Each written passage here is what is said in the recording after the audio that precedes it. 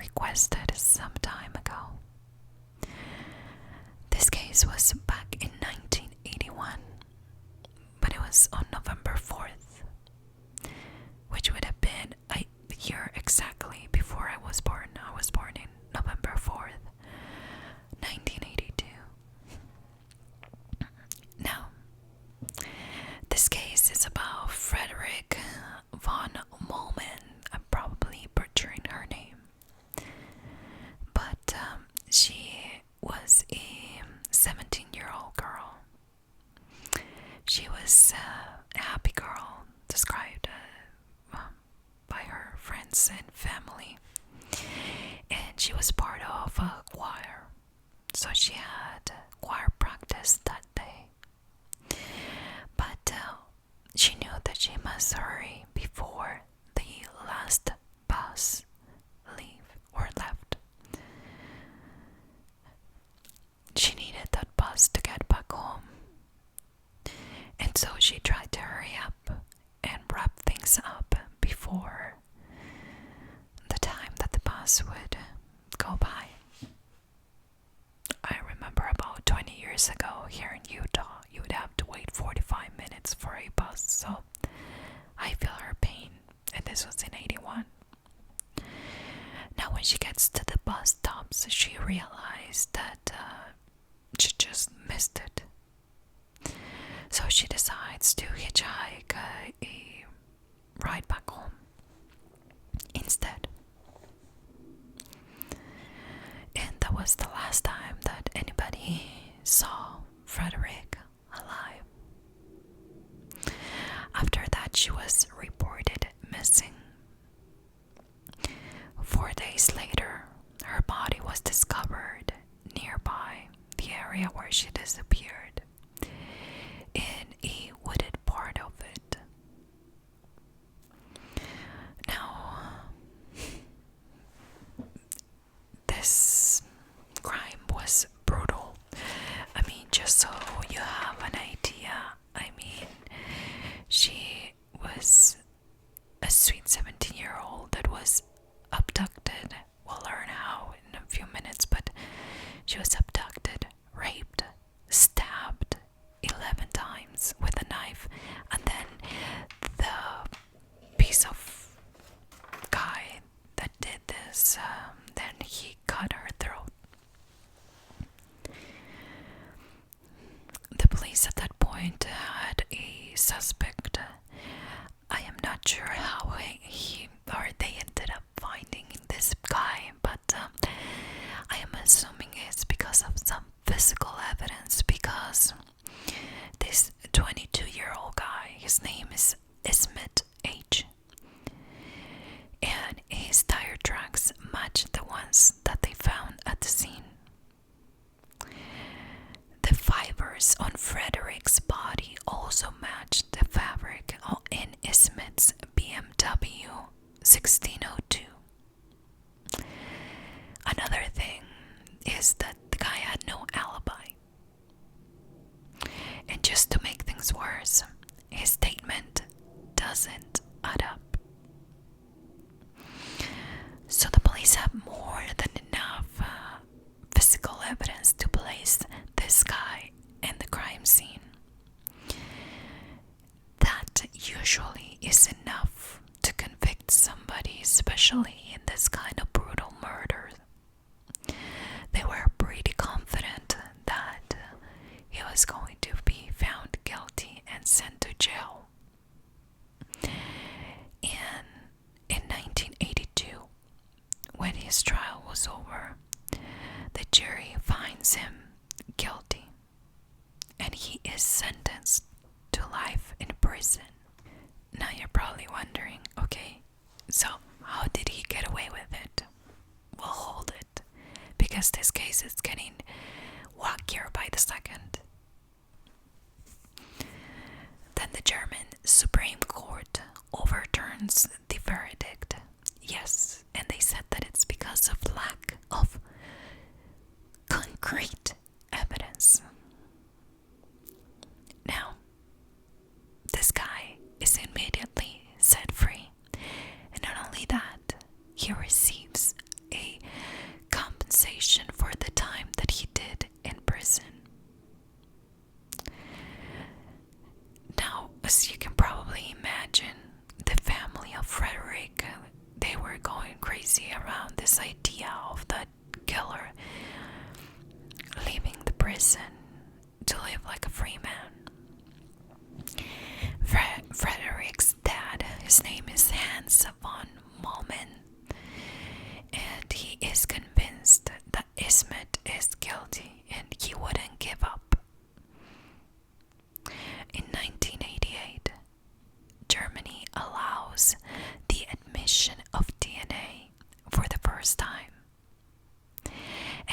Hans, Frederike's dad, pushes for a test to be performed. So, let's recap. It happened in 81. He was found guilty on 82. And then he was released sometime after that. I don't have the exact date. But years later, in 88, the DNA was something that was admissible in court. Now, guys, keep in mind, this was back then when DNA wasn't a thing. Now, the evidence from the crime scene was preserved, and they had DNA in that evidence that they bagged. It was worthless when it happened because they didn't have the technology to test it. But now in 88, when DNA was being used in court, this was worth a shot, right? And Hans, again, Frederike's dad, he was pushing and pushing for years and years until they tested it.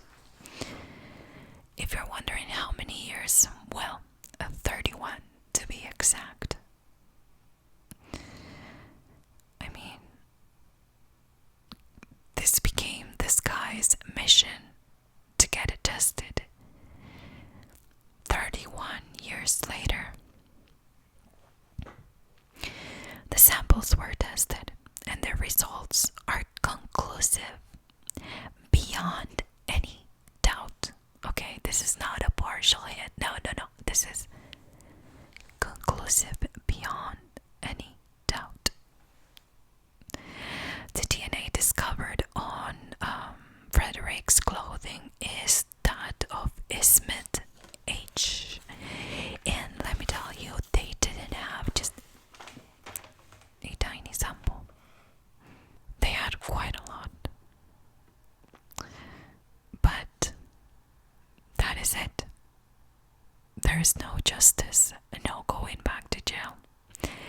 And you're probably wondering why. Well, let me explain. Germany, like the US, does not permit double jeopardy trials, where a person cannot be tried twice for the same crime. So unless this piece of guy makes a confession, which is not likely, he can't be fine. He can't go back to jail. Let's put it that way. So this 17-year-old Frederike that was abducted, raped, stabbed 11 times with a knife, and then cut her throat. The killer, we know who he is. We have more than enough DNA evidence. We have more than enough evidence itself. They know who did it, how he did it.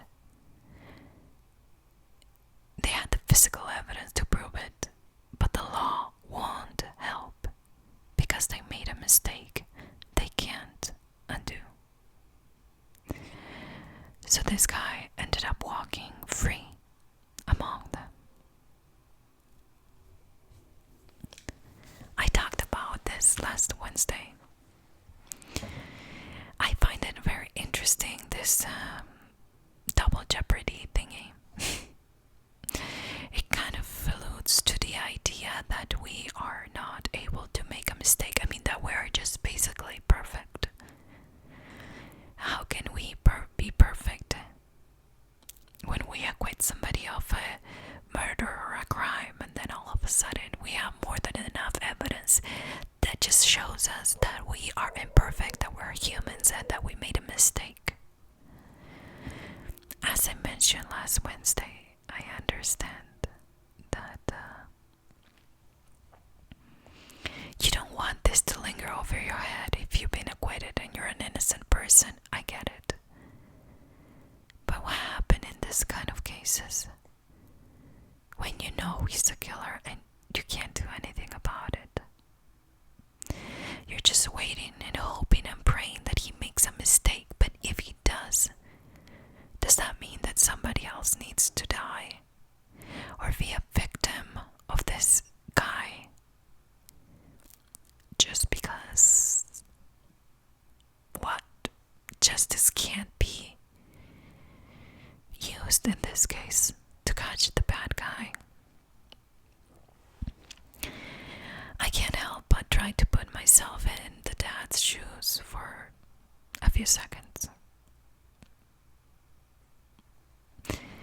And know who did it, who killed your daughter, and not being able to breathe a little bit easier because you know that the guy is still out there. And if he did it once and got away with it, chances are he'll try again. Maybe it was a mistake, and maybe the guy never did it again, and maybe the guy lived a beautiful long life. But let me think. So if it was 21, 22 at the time, he's probably around 60 years old by now. I wonder if he's still around. These are the cases that leaves me with that thing in me that it's always wondering what they're doing now. Okay, they got away with it. What are they doing with their lives now? Did they actually do something to improve their life and never do it again? Were they more careful the next time they tried it? I don't know. It leaves me hanging and assuming things that maybe they're not even right, they're just assumptions. I just can't believe that there's nothing that justice can do after this kind of information is revealed. Think about it. If she was murdered in 81, what was it? 2012, when they finally did the DNA test, so not too long ago. So the guy got to live a long and pretty easy life.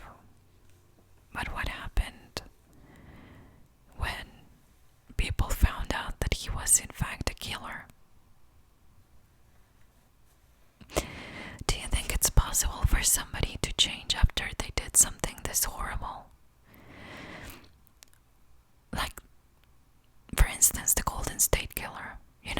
He was an older guy when he was caught last year after horrible things that he did, rapes and murders and everything, and terrorized California.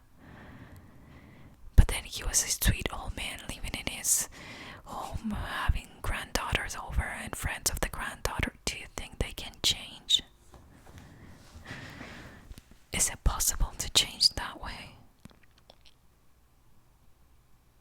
I don't know. Did they take it as a second chance?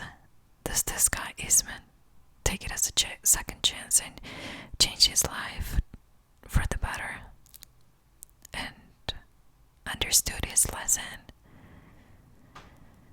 I don't know. I really don't know what to think about these people that are given a second chance. Last Wednesday, O.J. Simpson, the other Friday, when we talk about the guy that killed his wife while he was sleepwalking, they've been acquitted. What are they doing with their lives? That's a good question. What do you think they do with their lives? Or are doing with their lives? Do you believe that there was some kind of a second chance for these people? Do you believe in second chances? Do you believe that was fate that didn't let them spend their time there because they knew that they could change? Be a better person, fix whatever was wrong with them at the time, that get the help for sleepwalking, or get help for being a murderer, like taking somebody else's life, like Frederike in this case. I don't know. And that's the sad part, because I usually have made up my mind about something, and I believe that this is what happens, and I believe that. But in this case, it's like a mystery to me. What are they doing really with their freedom? What are they doing with their freedom today? After they got their second chance? Are they using it for good? Or are they being cautious?